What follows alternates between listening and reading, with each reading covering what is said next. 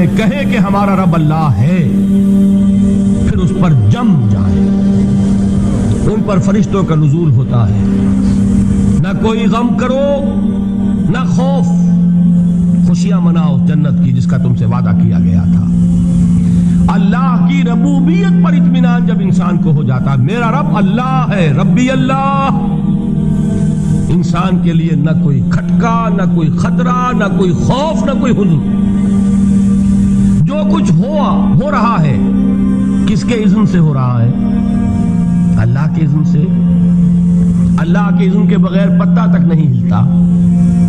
یہ کوئی اندھا بہرا مادہ نہیں ہے جس سے مجھے کوئی خوف ہو.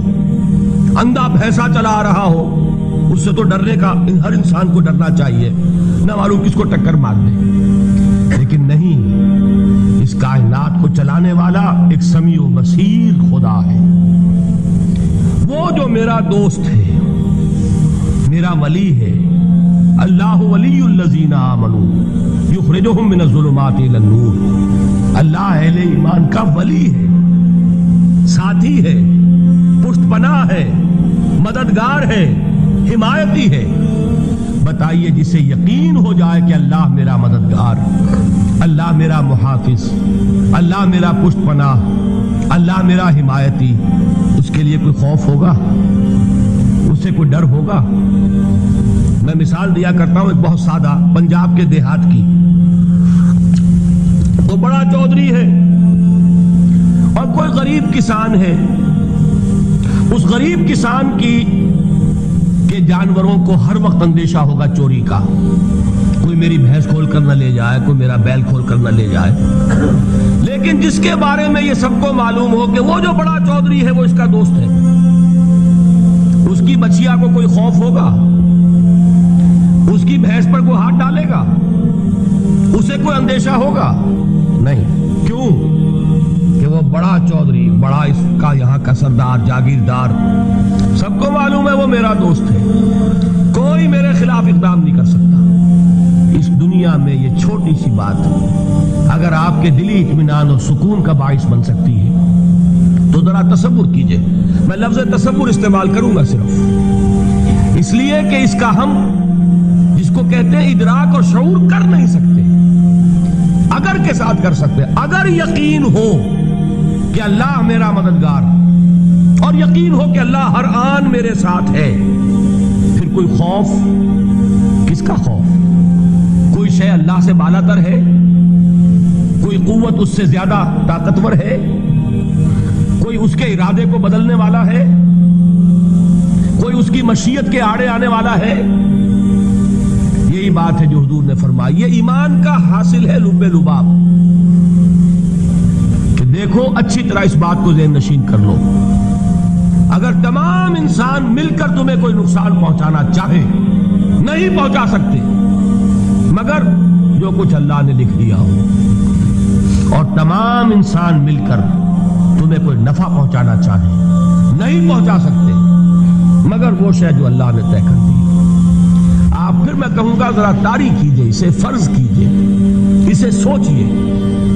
اگر اس حدیث پر ہمارا دل ٹھکا ہوا ہو تو کسی سے ڈر ہوگا؟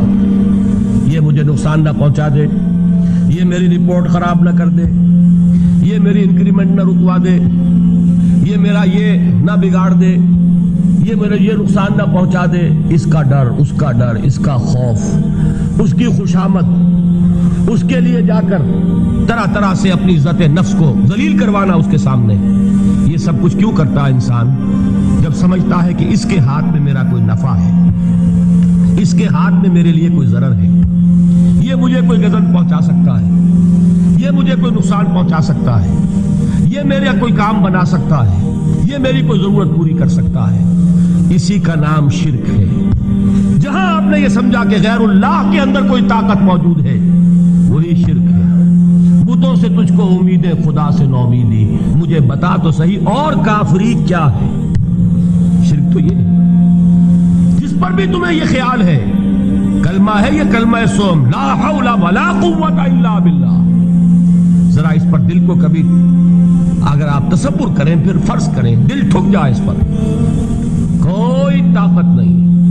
یہی بات تھی جو جو شیخ عبد القادر جیلانی رحمۃ اللہ علیہ نے اپنی وصیت میں اپنے بچے سے کہی. 11ویں دینے والے ہیں، لیکن حضرت شیخ عبد القادر جیلانی کی وصیت اور تعلیمات کو کتنے لوگ ہیں کہ جانتے ہو؟ یہ جن مقامات تک پہنچے ہیں وہ کس چیز کی بدولت پہنچے ہیں؟ انہوں نے جو پیغام دیا وہ کیا تھا؟ اے میرے بچے، جس طریقے سے قرآن مجید میں حضرت لقمان کی نصیحتیں جو ہے نقل کر دی گئی ہیں، میں یہ عرض کروں گا بالفرض اگر قرآن حضرت عبد القادر جیلانی کے بعد نازل ہوا ہوتا تو شیخ عبد القادر کی یہ نصیحتیں بھی قرآن میں درج ہوتی. اتنی اونچی نصیحتیں ہیں. اے میرے بچے، اس حقیقت کو ذہن نشین کر لے، لا فاعل فی الحقیقت ولا مؤثر الا اللہ. اس کائنات میں نہ کوئی فاعل حقیقی ہے نہ مؤثر حقیقی ہے سوائے اللہ کے. کسی شے میں کوئی تاثیر نہیں اگر اللہ نہ چاہے. آگ جلا نہیں سکتی اگر اللہ نہ چاہے. پانی ڈبو نہیں سکتا اگر اللہ نہ چاہے. زہر ہلاک نہیں کر سکتا اگر اللہ نہ چاہے. کوئی چیز فائدہ نہیں پہنچا سکتی اگر اللہ نہ چاہے. تو در در پہ کیوں سر جھکاتے ہو؟ در در پر کیوں جبیں سائی کرتے ہو؟ سب کے سامنے کیوں ہاتھ پھیلاتے ہو؟ ایک اللہ سے مانگو.